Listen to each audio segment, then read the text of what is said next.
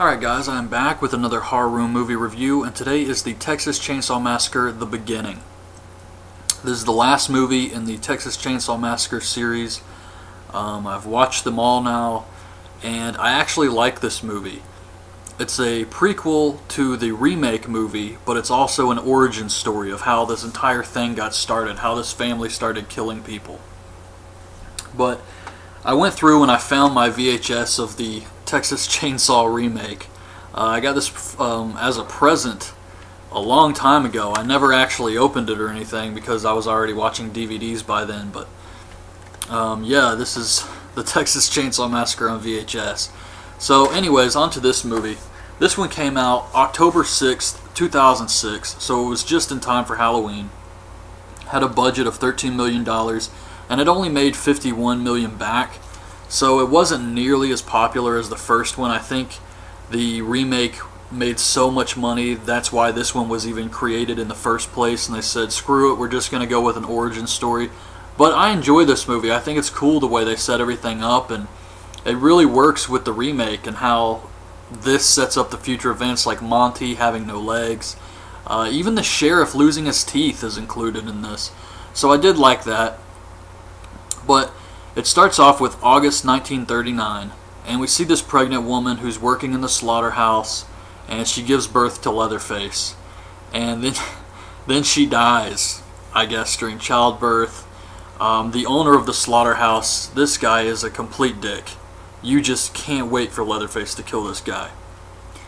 So the woman dies, and then we see the old lady from the remake finds the baby in the dumpster, and her and the sheriff from the remake, Charlie Hewitt, raise Leatherface as their nephew. They name him Thomas Hewitt, and he becomes Leatherface. So back in July 1969, which is where this movie actually takes place, we see these kids, Eric and Chrissy, at a hotel with Dean, Eric's brother, and Bailey, Dean's girlfriend. So Eric is going back to Vietnam, and he wants Dean to go with him. Dean's been drafted, and he's looking forward to his brother going. And his brother's actually planning to go to Mexico. He doesn't want to go to Vietnam, so he's going to try to go to Mexico to escape the draft with Bailey. But he's afraid to tell his brother this. So on the highway, this biker gang, Aces and Eights, come up and start attacking their Jeep, and nothing really comes of this. It's kind of just setting up a future event, but they do run across a biker gang, and they kind of just hit the side of their Jeep and grab at the girls and stuff, but they leave. And then we see Leatherface at the slaughterhouse, and the slaughterhouse is closing down. It's going out of business. This has been mentioned many times in the other Texas Chainsaw movies, how the slaughterhouse went out of business, and Leatherface is still working. He doesn't want to leave, even though the place is closed, and they're telling him, you know, get out of here. And he leaves. He eventually does, but he comes back later, and he kills the owner of the slaughterhouse. And this was awesome. He hits the guy in the head with this big hammer, and I'm glad the guy didn't like pass out or something, because you want this character to suffer. He's just such an asshole. So Leatherface breaks his legs with a hammer and then just cracks him in the head with it.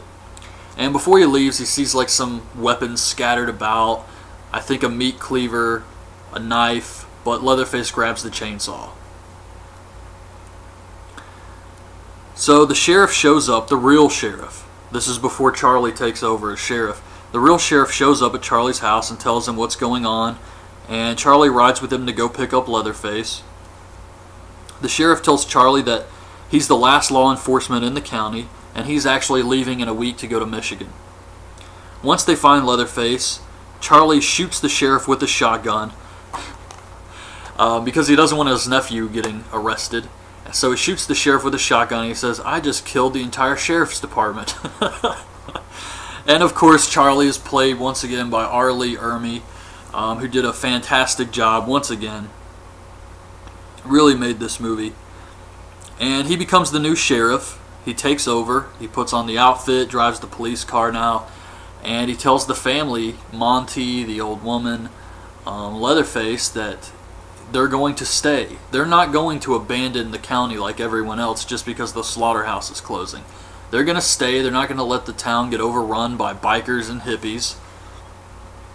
And he has this pot of stew that's made with the sheriff's body.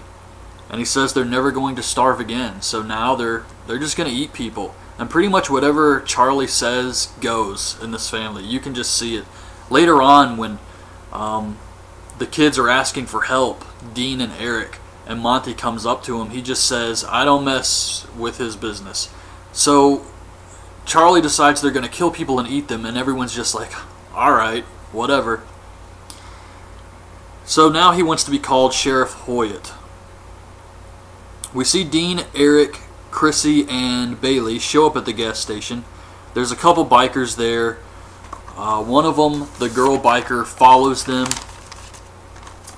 And while they're on the highway, Dean burns his draft card and tells Eric he's not going to Vietnam. And while they're arguing, the female biker pulls up to him, tries to get him to pull over. She's got a gun. Eric pulls out his gun, but while he's turning around, messing with the biker, there's a cow on the road. He hits it, and they flip the Jeep. So the biker tries to rob him. She's fine. And Sheriff Hoyt pulls up, and he just blows a hole right through the biker. I guess because she had a gun, so he wasn't going to play around with her. So he just pulls up, shoots the female biker, and he tells Chrissy, or actually not Chrissy. Chrissy is in the bushes. She's hiding. The sheriff didn't see her. But he tells Dean, Bailey, and Eric just to get out of the car or he's going to kill them.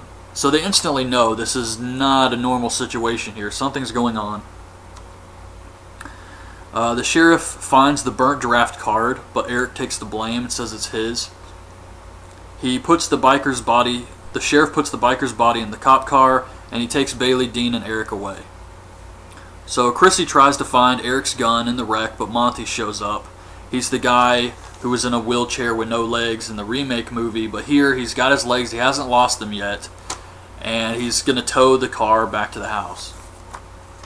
So Chrissy's kind of just hiding in the car, in the Jeep, and she's waiting to be taken away. I guess she just assumed, I'll ride with this guy. I don't know. Maybe she just couldn't get out. But I did find that to be kind of strange, since she didn't really know they were going to go to the same place. You would think the sheriff's going to take her friends to the police station, even if he is crazy. But yeah. So Sheriff Hoyt takes them to the house, and he asks Dean about Vietnam, but he knows he's lying. And we see Dean and Eric. The next thing we see is Dean and Eric. There's no scene showing how they get hung up on these bars, but the next time we see them, they're hung up on this like big wooden bar thing. And I'm just trying to figure out, how in the hell did this happen to them? How did they allow this to happen? The sheriff is one guy, he's got a gun, yes, but when you know something like this is going on and you're pretty much going to be killed, or something terrible is going to happen to you, and he's tying you up on this bar and you're just going to hang there and just, completely become a victim, I think you would have a better chance just trying to fight back and getting the gun away or taking off running, something.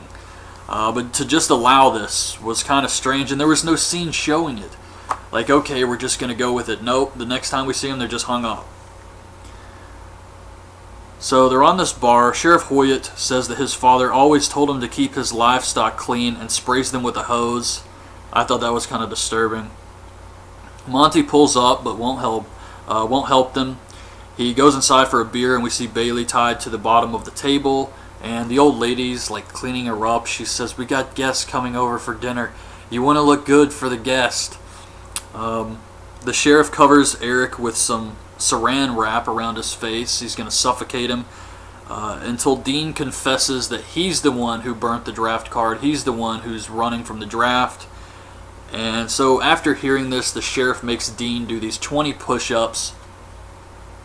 And he's doing the push-ups, and he says, if you can do these, I'll let you go free.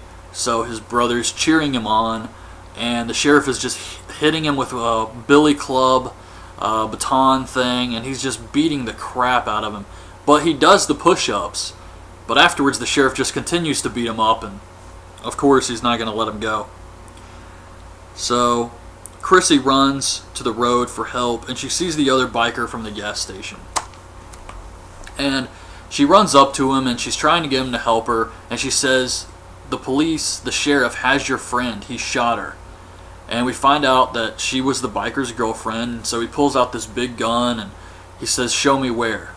So now she has at least some help, which is better than nothing. And back at the house, we see the old lady with the fat lady from the remake. And they're drinking tea in the kitchen while Bailey's underneath the table trying to get loose. They're just having a regular conversation, completely ignoring the fact that there's a person like tied up under the table. That's just how crazy these people are. And they haven't even been that crazy for very long. They haven't been killing people or eating people because this is where it all started. So they're just cool with everything, even like the first time. It doesn't take any adjusting for these people. Eric actually escapes. He gets himself off the bar and he helps Dean up. He runs in the house and he frees Bailey. He pushes the fat lady and the table against the door to block the sheriff from getting in the room, and they escape. While he's going to try and help Dean up outside, Bailey grabs the keys and steals the tow truck. And she's driving the truck, and she's getting all excited. She's going to make it, and then Leatherface pops out with a meat hook and just hooks her, and then pulls her out of the truck. This was a pretty cool scene. Dean takes off and gets caught in a bear trap, and the sheriff catches Eric and just knocks him out with a shotgun. At night, the biker goes into the house. He tells Chrissy that she's on her own. He doesn't care about her friends. He's just there to save his girlfriend. So he heads into the house. Back in Leatherface's dungeon, we see Eric, who sees the female biker's body. It's all cut up. Leatherface is like draining the blood out of her. And then Chrissy sees Dean outside, and he tells her to escape, and she says there's no help to go for, so she's going in the house. I guess.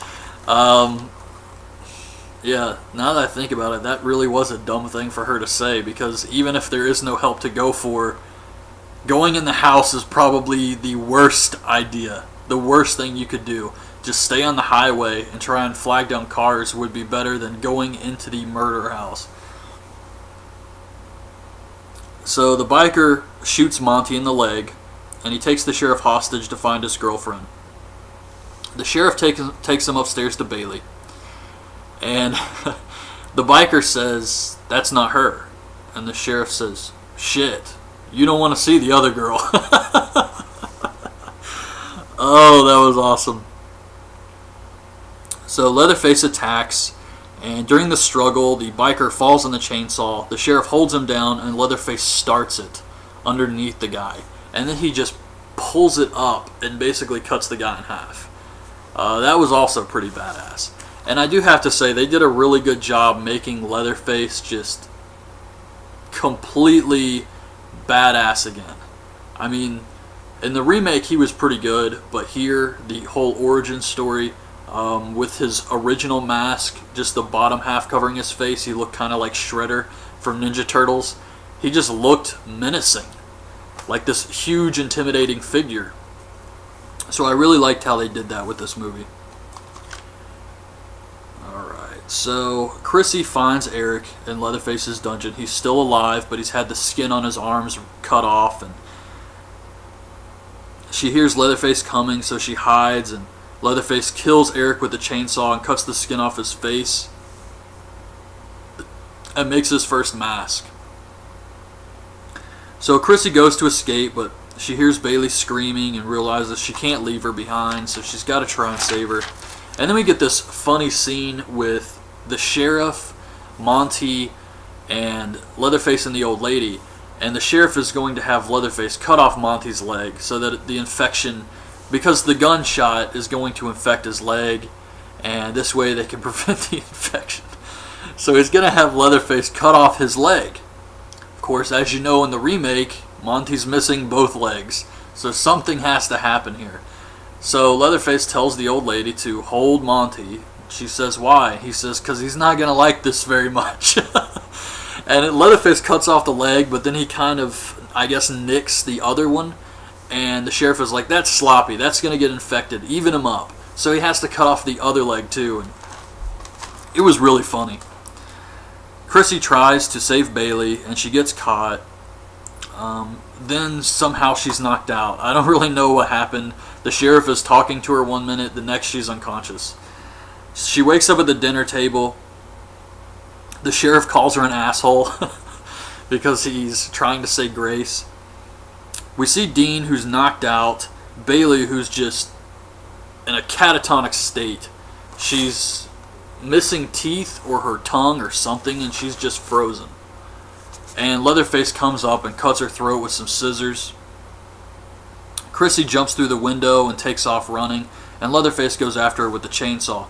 Dean wakes up and attacks the sheriff and just bashes his head in, which is how he loses his teeth in the remake. And Chrissy runs to the slaughterhouse. And Leatherface is about to kill her, but Dean shows up. He attacks Leatherface, but Leatherface just kills him with a chainsaw right through the back. Pretty awesome scene here. So Chrissy steals a car and she sees the real police. And she gets happy. She's like, I've made it. I've suffered all of this hell and I made it. I survived this insane family and their insane murder house. And she sees the cop, and then Leatherface pops out of the back seat. That would take some serious planning on his part. He would have to know. And I don't see that happening. And she would also have to avoid looking, just running to the car. You would think she would see this gigantic body in the back seat, holding a chainsaw. Of course, none of this happened. Leatherface pops out of the back seat, stabs her through the seat with the chainsaw, and she dies. And the car turns and hits the policeman, so he dies too. So there are no witnesses, and Leatherface just gets out of the car and starts walking back home. And that's how it ended. Then it goes on to say that between 1969 and 1973, the Hewitt family killed, I believe, 33 people. And I'm wondering, why did they stop? Because nothing really happens in the remake. The only thing I can think of is Jessica Biel gets away and turned them in. However, it shows the police walkthrough where the police were killed and Leatherface was never captured. So they would still be killing people. But anyways, I did enjoy this movie. The only question I have is about the slaughterhouse. Because in the remake, it takes place in 1973. And Leatherface chases Jessica Biel into a slaughterhouse that is working. It's a new fancy slaughterhouse. It's got meat in there. It's not like old and abandoned or anything. So if they have a slaughterhouse, it just raises some questions to me because, as they've mentioned before, the slaughterhouse going out of business is what really hurt the family. So that's why they started eating people, is because the community was leaving. They were the only family dumb enough to stay in town, as the sheriff put it. The real sheriff. So if they were going to stay in town, or actually that was the slaughterhouse owner who said they were the only family dumb enough to stay. So if they stayed and decided they're going to start eating people, how in the hell was a new slaughterhouse built and fully operational in 1973 in this small town? Close enough to their house to where Jessica Biel could run to it. And why were they still eating people once this was built? It could not have been a pleasant experience. I guess it's like Always Sunny in Philadelphia. They got the hunger. I don't know, but that's the one thing I was wondering about in this movie. And you have to be careful when you do origin stories for characters that everybody loves and who they've watched all these movies for, like Jason and Freddy Krueger. For me, Leatherface is one of those characters too. And to do an origin story, you have to be careful with it. But I thought they did a really good job with this one. I enjoyed the movie. I thought it had some good action. It had a little bit of everything. Still no grandpa, sadly. But they did have a dinner scene. It wasn't really disturbing or anything like that, but it was still a dinner scene. And I mean, they had a lot of stuff to get in here with Leatherface's origin. And I thought they did a good job with this one. And R. Lee Ermey is amazing as this character. I don't know what exactly is going to happen with the new movie. I think the new one is supposed to take place after the very first original movie, but before the second. I think that's the timeline for the one coming out in January. So that should be really interesting, but yeah, I did enjoy this one. And that's the end of my Texas Chainsaw Massacre series review. This is the last movie. I have enjoyed this series. I'm looking forward to the new one. And this is one of my favorite horror movie series of all time. It's really tough to rank these movies, but I'm looking forward to the new one. I hope it has it'll fit into a good spot in my rankings, because right now I would say the original is the best. Then it would be the second movie. I'm going to go with the remake, then this movie, The Beginning, and then Texas Chainsaw 3 and Next Generation. That's probably the order I would rank these. So I hope the new movie is really good and fits into a good spot on there. It's not going to beat the original, I know that, but I hope it is a good movie that delivers. So I'm looking forward to that one. That's the end of this. I'm going to do House of a Thousand Corpses and Devil's Rejects next, and then I'm going to start a new movie series. Probably going to be another short one, but I will be starting a long movie series very soon. So hope you guys liked this video. Hope you liked this series on Texas Chainsaw Massacre. Leave your thoughts on this movie series in the comments below, and thanks for watching. Bye. First place, and they said, screw it, we're just going to go with an origin story. But I enjoy this movie. I think it's cool the way they set everything up, and it really works with the remake and how this sets up the future events, like Monty having no legs. Even the sheriff losing his teeth is included in this. So I did like that. But it starts off with August 1939, and we see this pregnant woman who's working in the slaughterhouse, and she gives birth to Leatherface. And then she dies, I guess, during childbirth. We see these kids, Eric and Chrissy, at a hotel with Dean, Eric's brother, and Bailey, Dean's girlfriend. So Eric is going back to Vietnam, and he wants Dean to go with him. Dean's been drafted, and he's looking forward to his brother going. And his brother's actually planning to go to Mexico. He doesn't want to go to Vietnam, so he's going to try to go to Mexico to escape the draft with Bailey. But he's afraid to tell his brother this. So on the highway, this biker gang... Alright guys, I'm back with another horror room movie review, and today is the Texas Chainsaw Massacre, The Beginning. This is the last movie in the Texas Chainsaw Massacre series. I've watched them all now, and I actually like this movie. It's a prequel to the remake movie, but it's also an origin story of how this entire thing got started, how this family started killing people. But I went through and I found my VHS of the Texas Chainsaw remake. I got this as a present a long time ago. I never actually opened it or anything because I was already watching DVDs by then. But yeah, this is the Texas Chainsaw Massacre on VHS. So anyways, on to this movie. This one came out October 6th, 2006, so it was just in time for Halloween. Had a budget of $13 million, and it only made $51 million back. So it wasn't nearly as popular as the first one. I think the remake made so much money, that's why this one was even created in the first. The owner of the slaughterhouse, this guy is a complete dick. You just can't wait for Leatherface to kill this guy.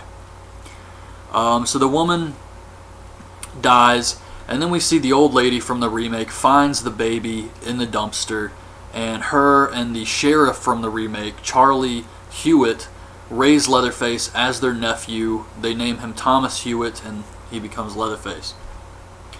So back in July 1969, which is where this movie actually takes place,